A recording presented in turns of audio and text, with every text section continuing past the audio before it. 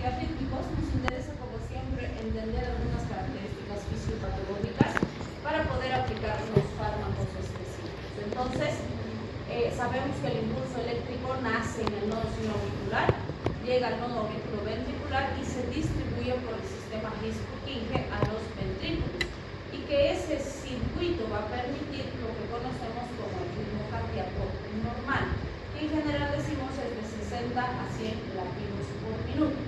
Entonces, básicamente decimos que las células cardíacas se despolarizan y se repolarizan, y eso forma los potenciales de acción, ¿sí? Entonces, todo ese proceso que hemos aprendido en fisiología es el resultado de mecanismos electrofisiológicos. Se murió.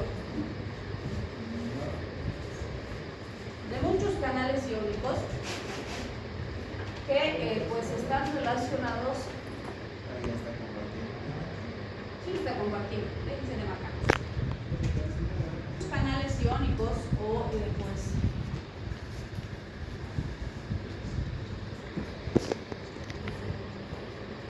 ese circuito de integración electrofisiológico es lo que va a permitir darnos ese ritmo cardíaco que decimos, que aprendemos, que en el libro nos dice, ¿no?, que escuchamos el famoso loop.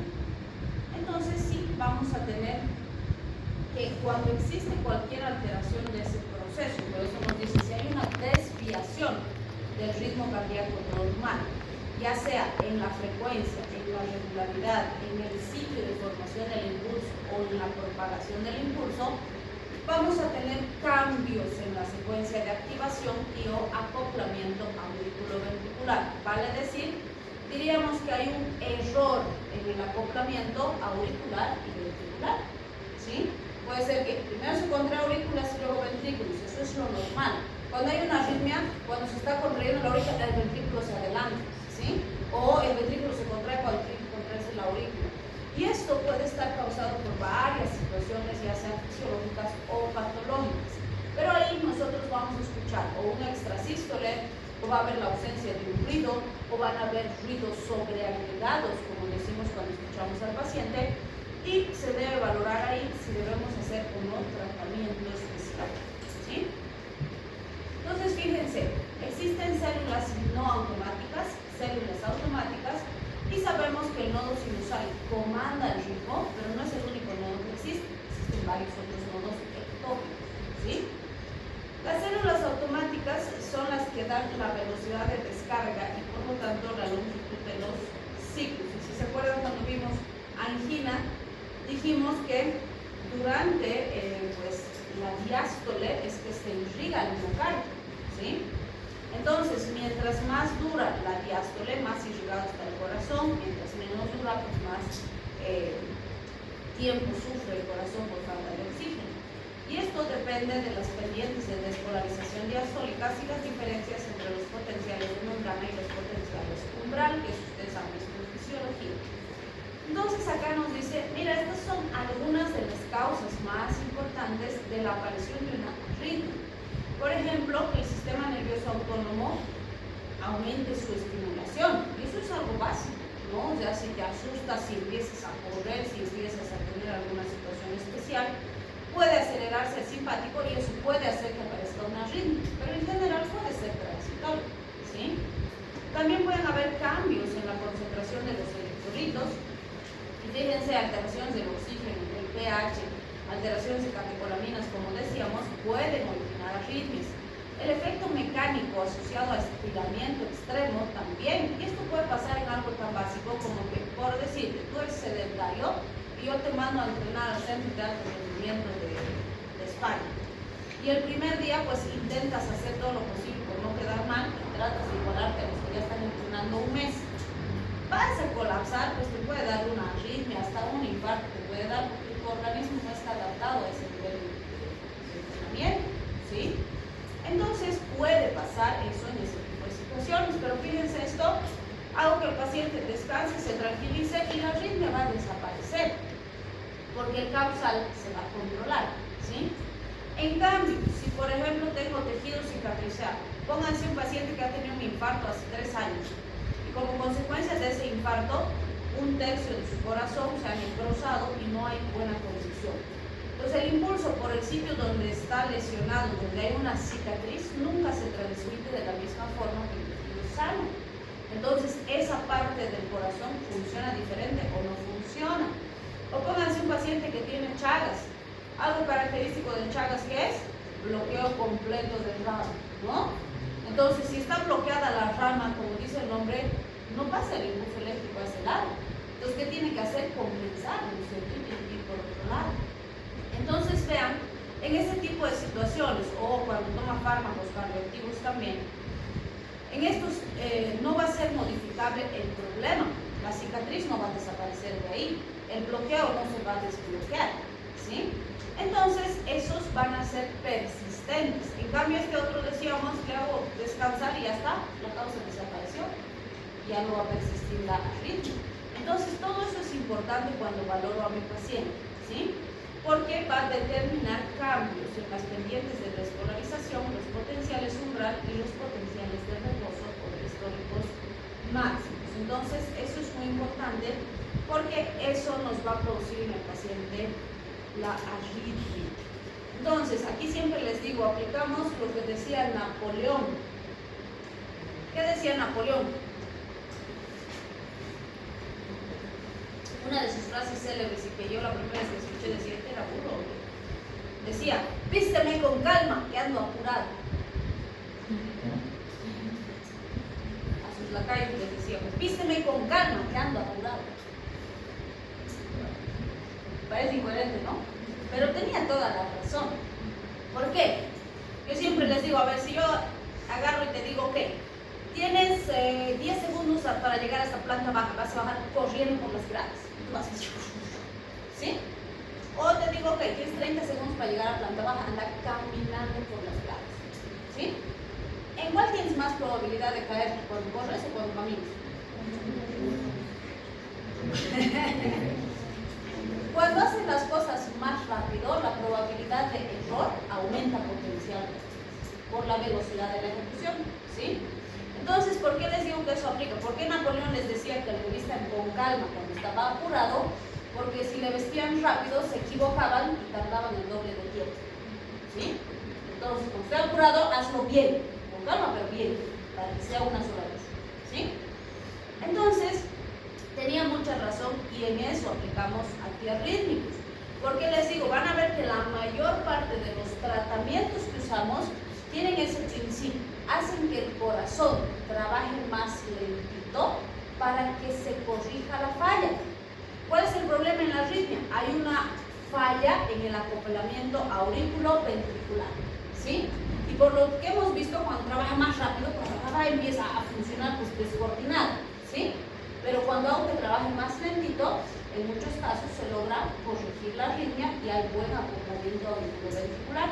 Básicamente ese es el principio de los antiarrítmicos, ¿sí? Bien, entonces fíjense, ¿qué voy a buscar? Disminuir la actividad de marcapasos ectópicos y modificar la conducción o la refractariedad en el circuito de Reiner. Entonces, me acuerdo de fisiología. Digo, cuando hablamos del impulso eléctrico, pues fíjense, todo es canales iónicos, como hemos dicho al principio. Tengo la participación de los canales de sodio, los canales de calcio, los canales de potasio, ¿sí? Entonces, y por supuesto, la acción de los receptores beta, que son los que comandan la fuerza y frecuencia del corazón. Entonces, es ahí donde voy a actuar. Y justo porque esos son los sitios de acción, eso me da el parámetro básico para la clasificación de los antiarrítmicos. Entonces, fíjense, tengo antiarrítmicos de clase 1, ¿qué hacen? Bloquean canales de sodio. Tengo antiarrítmicos clase 2, son simpaticolíticos. Los simpaticolíticos ya los conocen, ¿sí? Los beta bloqueados. Clase 3, propagan la duración del potencial de acción, son bloqueantes de los canales de potasio, ¿sí? Y ahí vamos a ver a la bionarona. Y clase 4, ustedes también ya conocen, son los bloqueantes de canales de calcio. También los hemos visto en varios temas, ¿cierto? Entonces, vean, esta es la base para entender antiarrítmicos. Esta clasificación no se tiene que olvidar, ¿sí? Y dentro de los de clase 1 tenemos 1A, 1B y 1C. Entonces, ¿cuál es la diferencia? En los de clase 1, que son bloqueantes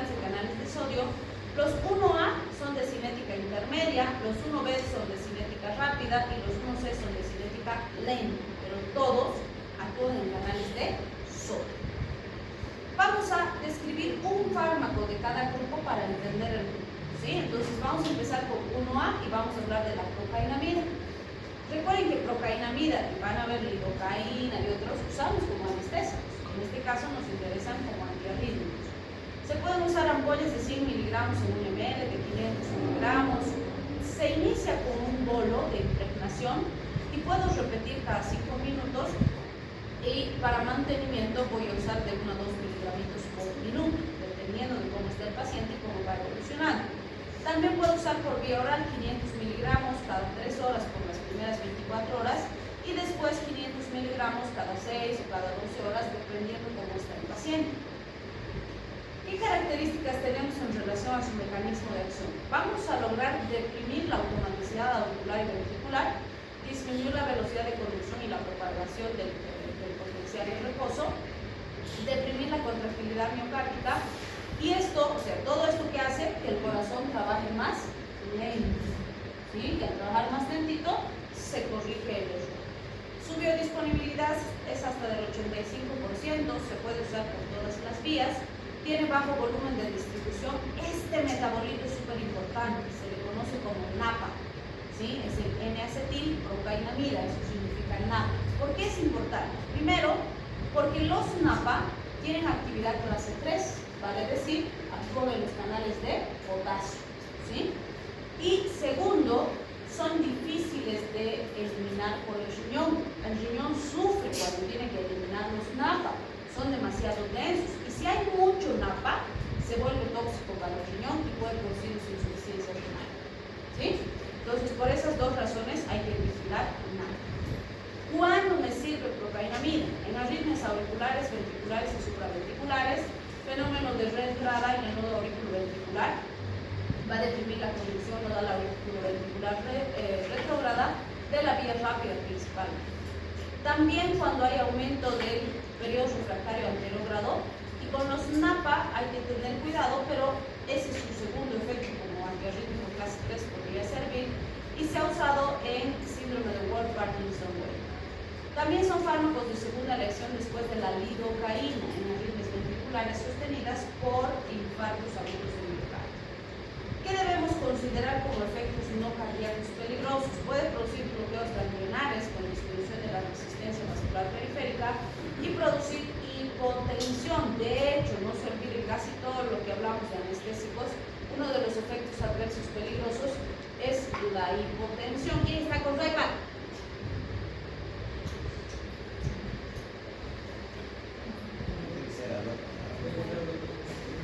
A dosis altas, vamos a ver que y por vía endovenosa rápida suele ser más peligroso, sobre todo para el adulto mayor.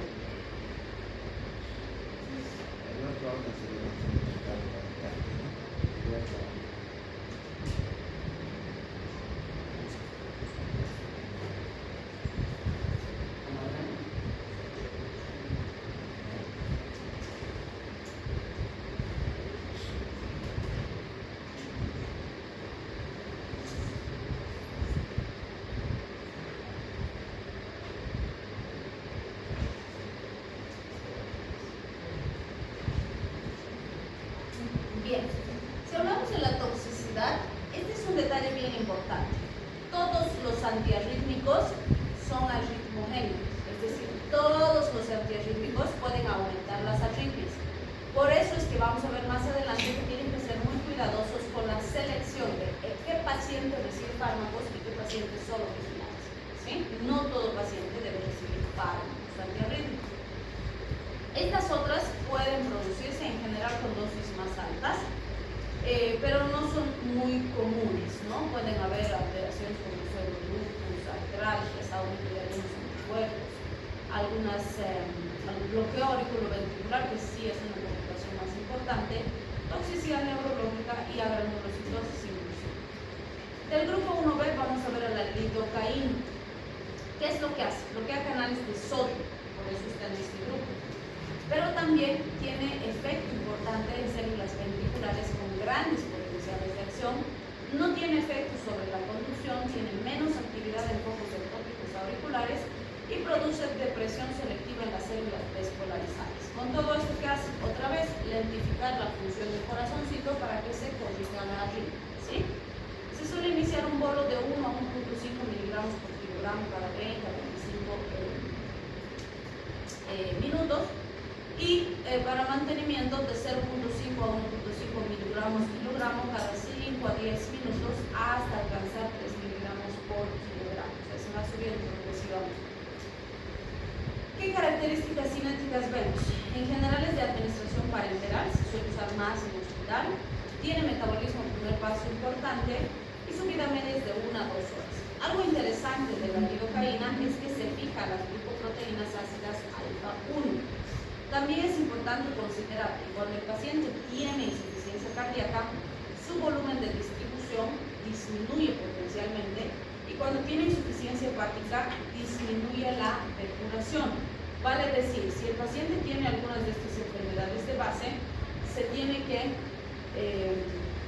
modificar la dosis, tener más cuidado porque la toxicidad y el riesgo aumentan potencialmente. ¿Cuándo nos sirve la lidocaína? Taquicardias ventriculares, que es la razón que más se usa. Prevención de fibrilación ventricular post-cardioversión, aunque no se usa mucho porque se ha visto asistolia en algunos pacientes. En taquicardias ventriculares por intoxicaciones digitálicas, sobre todo las que se asocian a la tiroxina, que es el digital más utilizado, también intoxicaciones por fenotiacinas o antidepresivos. En relación a su toxicidad, vamos a ver que dentro de los antiarrítmicos es una de las que menos capacidad arritmogénica tiene, pero sí la tiene. Hipotensión a dosis altas y en pacientes con insuficiencia cardíaca, eso hay que vigilar. Entonces, en realidad, todo cardíaco se tiene que tener una vigilancia de la función cardíaca persistente. Como efectos colaterales, sobre todo en ancianitos y cuando les pasamos intravenoso muy rápido, se ha visto parestesias, temblores, náuseas, mareos y convulsiones en algunos casos. De clase 1C tenemos a la flecainida. Vamos a usar de 1 a 2 miligramos por kilo, le vamos a pasar lentito en 10 minutitos. En los adultos de 50 a 100 miligramos 2 veces al día es lo que se recomienda, y en los niños 3 miligramos kilogramo día cada 8 horas. Buena absorción por vía oral, su biodisponibilidad es hasta el 95%, tiene metabolismo hepático principalmente y la eliminación es renal. Se ha usado flecainida principalmente en taquiarritmias supraventriculares, ¿no? En pacientes con fibrilación y en taquicardias arteriales en niños. ¿Qué es lo que hace? Como es grupo A, inhibe canales de sodio, pero también se ha visto que tiene acción sobre canales de potasio como cinética lenta y prolonga la duración del potencial de acción auricular, mejorando el acoplamiento auriculoventricular. Como efecto adverso se ha visto que puede empeorar taquiarritmias ventriculares previas o post-infarto de miocardio. Bien, en clase 2 tenemos los beta bloqueantes. Ya los conocemos, sabemos las características del grupo, sabemos que hay fármacos más selectivos, otros menos selectivos, unos preferenciales, otros nada selectivos, etc. Entonces, aparte de que bloquear los receptores beta 1 y beta 2 del corazón lentifica la función, lentifica la frecuencia, disminuye la potencia, etc., también se ha visto que los beta bloqueantes tienen efectos directos en la membrana, bloqueando canales de sodio, similar a lo que hemos visto con el clase 1. Y eso hace que se prolongue la duración del potencial de acción, se lentifique el automatismo del nodo sinoauricular y la velocidad de conducción auriculoventricular. Eso hace que sean mucho más potentes. Se puede usar oral o parenteral dependiendo de la severidad del cuadro, y sí se ha visto que disminuye la efectividad de supresión de las extrasístoles ventriculares con el tiempo. Entonces hay que ir vigilando el paso, ¿sí? Estas son dosis del propanolol intravenoso de 0,5 a 1 miligramo cada 5 minutos. También se puede usar de 0,01 a 0,1 miligramos por kilogramo y por vía oral de 40 a 80 miligramos cada 6 a 8 horas. También mencionamos ialesmolol, que saben que eso actúa de forma bien cortita, el sotalol, que también puede ser muy útil. Entonces, fíjense, ahora los estamos viendo para arritmias, pero ya los hemos visto en anginas, ya los hemos visto en hipertensión, también hemos dicho que se están usando en migrañas, entonces esto ya sabemos. ¿sí? ¿Qué efectos adversos tiene? Ya conocen los efectos adversos del bloqueo beta, los más importantes: asma por el broncoespasmo, bloqueos auriculoventriculares y insuficiencia cardíaca aguda. De clase 3 vamos a ver a la amiodarona, que es un fármaco muy conocido, muy útil y muy interesante. La amiodarona, fíjense, actúa, o su mecanismo principal, diríamos, es bloqueo de canales de potasio, por eso está en este grupo. Pero fíjense lo que hace también: bloquea canales de sodio, bloquea automatismo anormal, bloquea de forma no competitiva receptores beta, bloquea de forma débil canales de calcio, tiene más acción sobre potenciales de acción frecuente, más acción sobre potenciales diastólicos y más acción sobre potenciales de acción prolongada. Vale decir, si se dan cuenta ahorita, podríamos ver que tiene todos los mecanismos y todos los antiarrítmicos que hemos mencionado. Actúa en canales de sodio, de potasio, de calcio, en los receptores beta, en toditos, ¿sí? Evidentemente, su efecto más intenso es el bloqueo de canales de potasio. Todo lo demás no es muy intenso, pero sumando un poquito, más poquito, más poquito, más poquito, se hace un efecto súper potente. Entonces, es de los antiarrítmicos más potentes que tenemos, ¿sí? Se usa, bueno, las ampollas vienen de 150 miligramos en 3 ml y hay comprimidos de 200 miligramos. Intravenoso se recomienda de 5 a 10 miligramos por kilo y pasar lentito en 20 a 30 minutos. Y para mantenimiento, 1 gramo en 24 horas. Y eso por 2 o 3 días como tratamiento inicial. Y luego se pasa a la vía oral. Por vía oral se recomienda de 800 a 1000 miligramos día por 1 a 3 semanas y luego ir valorando y desescalando, como decimos, reduciendo 200 miligramos cada semana hasta llegar a valores entre 200 y 600 miligramos día. Si podemos llegar a la dosis más bajita, siempre es más seguro para mantenimiento, pero depende de que también controlas la rítmica. ¿Sí? No te sirve, ya les he dicho, dar tratamiento bajito, el más bajito que hay, y que el paciente siga igual de mal. ¿Sí? Entonces, siempre la mínima dosis eficaz que sea posible. ¿Sí? Se suele usar 1 o 2 dosis diarias. En general se recomienda hacer el tratamiento 5 días a la semana, descansar el fin de semana y luego volver a seguir. Bien, es bien interesante la amiodarona porque fíjense, su estructura química es un benzofurano que tiene 2 moléculas de yodo y eso tiene relación importante con la función tiroidea que vamos a ver ahora. Entonces, por vía oral se ha visto que su disponibilidad es diferente, es muy variable y estimula o aumenta más bien o prolonga los periodos refractarios auriculares, la conducción auriculoventricular, las vías accesorias y ventriculares, vale decir, hace que el corazón trabaje más lentito. Intravenoso también actúa en los periodos refractarios auriculoventriculares y disminuye la velocidad de conducción. Tenemos metabolismo hepático importante, su vida media, fíjense, puede llegar hasta 110 días. ¿Sí? Y obviamente, con el uso constante puede haber acumulación. Tenemos dosis de carga y de mantenimiento y el estado estable por vía oral en general se alcanza alrededor de las 4 semanas. Y eso es importante, ¿no? Porque ya cuando podamos decirle al paciente, ok, estamos bien controlados, a esa dosis vamos a manejar, por lo menos 1 mes hemos tenido que estar valorando, viendo cómo está la arritmia, cómo está respondiendo, cómo se está adaptando, etc. ¿Sí? Entonces, ¿cuándo uso amiodarona? Arritmias ventriculares y supraventriculares graves, fibrilación auricular a dosis bajas y fibrilación o flater auricular asociado o no a síndrome de Wolff-Parkinson. Bien, como efectos adversos, si bien todos son frecuentes y fíjense, están asociados a todos sus mecanismos de acción, puede haber dilatación vascular periférica, bradicardia, bloqueos, insuficiencia cardíaca, fibrosis pulmonares, depósitos a nivel de la córnea, lo cual hace que el paciente vea halos nocturnos, fotodermatitis, parestesias, temblores, cefaleas, que son los menos relevantes. Este es bien importante y les suelen preguntar, ¿sí? Produce disfunción tiroidea. ¿Qué creen que produce? ¿Hipotiroidismo o hipertiroidismo?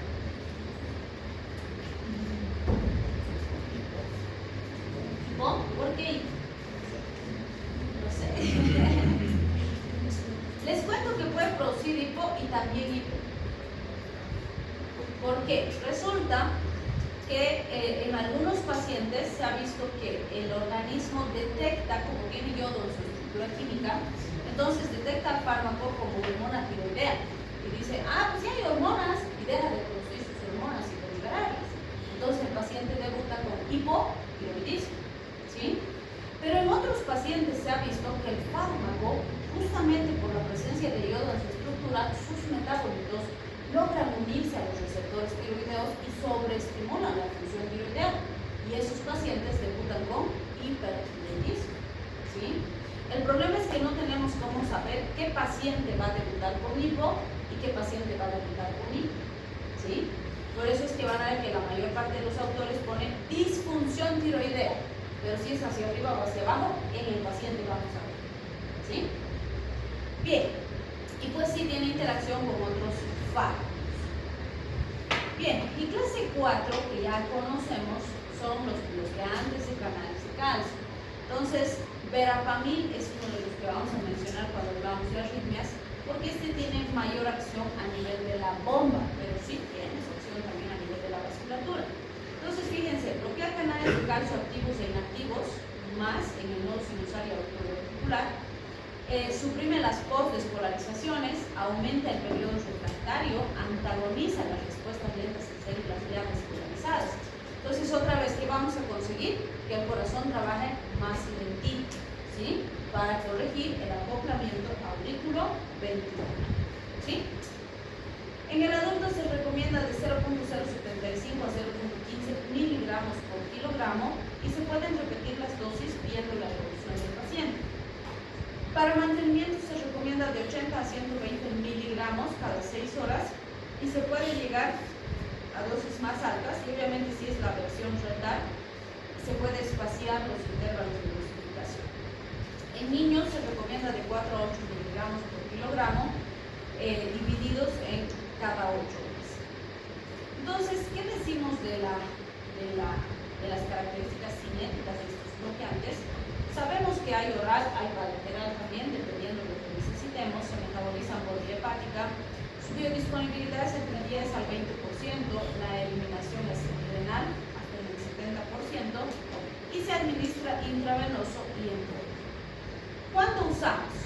Taquicardias supraventriculares por su entrada del nodo auriculoventricular, en Wolf Parkinson White de periodos estrechos, como segunda línea después de la barbfenosina, cuando no hemos tenido buena respuesta con las otras alternativas, y en la reversión del flaco o fibrilación auricular también se puede considerar, sin embargo, no se ha visto mucha eficacia. ¿Qué cuidado tienen que tener con los bloqueantes de canales de calcio? Recuerden que en los vasos nos va a producir vasodilatación, eso que puede producir hipotensión, y la hipotensión que puede producir taquicardia refleja. Y esa taquicardia refleja puede hacer que empeore la arritmia, ¿sí? Entonces, ese cuidado hay que tener. Sabemos que es transitorio, pero se puede descompensar el paciente. También se han visto bloqueos o insuficiencia cardíaca en algún caso, sobre todo estos que actúan más en la bomba, ¿sí? Entonces, ¿cuáles son los principios de la aplicación de los antiarrítmicos? Primero, deberíamos considerar si se puede eliminar la causa o no. Como hemos visto, puede tener una arritmia porque se ha excedido con esfuerzo físico, ¿sí? ¿Pero la causa se elimina? Sí. ¿Necesita tratamiento? No, de ninguna manera, ¿sí? Segundo, ¿qué tengo que hacer? Corroborar el diagnóstico. Haré un electrocardiograma, un ecocardiograma, ver la indicación, etcétera, etcétera, para corroborar que sí está presente la arritmia. Puede ser que yo he escuchado ahí un soplito o un extrasístole, pero ha sido mi percepción o era algún elemento de interferencia. Entonces, el electro, ¿sí? Voy a valorar la situación inicial, y esto es bien importante, porque pónganse, puede ser que yo encontré una arritmia cardíaca, pero mi paciente tiene 50 años, pero realiza sus actividades en casa con absoluta normalidad. De hecho, no se cansa, no se agita, nada. Y nos dice que los fines de semana va a hacer deporte, va los sábados a jugar fútbol con sus amigos ahí del barrio, ¿no? Y si juega un solo tiempo, súper tranquilo. Ya se ha dado cuenta, sí, que cuando juega los 2 tiempos seguidos, se pone medio azul y empieza a toser y sus amigos se han asustado porque le han dicho que algo debe tener, se ha puesto morado. Entonces vino por eso, ¿sí? Pero fíjense, ese paciente con la arritmia no está teniendo ningún elemento incapacitante o que le perjudique en su actividad cotidiana normal. ¿Cuándo ha sentido algún tipo de molestia? Cuando se ha excedido al límite del deporte, nada más. Después todo lo demás lo hacía perfectamente bien, ¿sí? Entonces ese paciente, yo por eso dice, debo cuestionar la necesidad de tratamiento. ¿A ese paciente tengo que darle fármacos? No, porque todos los fármacos, hemos dicho, son arritmogénicos, pueden empeorar la arritmia y ahorita no me está produciendo ningún síntoma, ¿sí? Entonces tengo que explicarle y le tengo que decir, te vamos a vigilar. Más adelante es probable que necesites fármaco, pero todavía no, ¿sí? Entonces deben valorar, por eso es que les dice, analizo riesgo-beneficio y si voy a iniciar tratamiento, entonces veo las características del tratamiento específico del paciente. Y bueno, finalmente tenemos aquí algunos tips importantes, porque esto lo van a ver mucho en hospital. Muchos pacientes presentan arritmias porque hay algún elemento de descompensación fisiológica. Por ejemplo, si no hay adenosina, si baja el magnesio, baja el potasio, el paciente va a tener arritmias. Y si yo solo le doy antiarrítmico en este caso, va a seguir con arritmia porque la causa es que esto está desequilibrado. Y en realidad, tu flash, por favor, en realidad lo único que tengo que hacer es restituir lo que le falta al paciente y se soluciona la arritmia y la arritmia desaparece, ¿sí? Entonces, fíjense, en el caso de la adenosina, le vamos a dar al paciente adenosina, su acción es breve, el bloqueo auriculoventricular completo nos va a producir una estabilización y en las taquicardias supraventriculares paroxísticas se estabiliza la arritmia, ¿sí? En el caso del magnesio, ¿qué hago? Le voy a dar magnesio al paciente, va a normalizar o incrementar la magnesemia y desaparece la arritmia. ¿En quiénes suele haber hipomagnesemia? Pacientes con taquicardias ventriculares polimorfas con escorchado o pacientes con arritmias por itálicos, ¿sí? Cuando le doy potasio, se van a lentificar los marcapasos ectópicos y la velocidad de conducción. Entonces se ha visto que esto puede asociarse a arritmias inducidas por los itálicos y arritmias asociadas a hipopotasemia o hipocalemia, ¿sí? Entonces vean, en estos casos lo único que tengo que hacer es estabilizar lo que falta y nada más, no necesito darle fármacos al paciente, ¿sí? Bien, estos grafiquitos de la parte final les resumen todo lo que hemos visto en el capítulo. Fíjense, división, bloqueantes de canales de sodio, clase 1, bloqueantes beta, clase 2, bloqueantes canales de potasio, clase 3, bloqueantes de canales de calcio, clase 4, ya está. De clase 1 hemos visto 1A, 1B y 1C. Acción intermedia, acción rápida, acción lenta, ya está. Ahí tienen sus características y su indicación específica y ahí están los fármacos que hemos visto procainamida, hemos visto lidocaína y hemos visto aflecaína, ¿sí? De los beta bloqueantes también ya sabemos que hacen, disminuyen el automatismo, hemos visto al procanolol, ¿cierto? De clase 3 hemos visto a la amiodarona, que no se olviden que esto, si bien actúa en canal de potasio principalmente, tiene otros mecanismos más. Y los bloqueantes de canales de calcio, que ya los conocemos, en este caso hemos visto verapamil, ¿sí?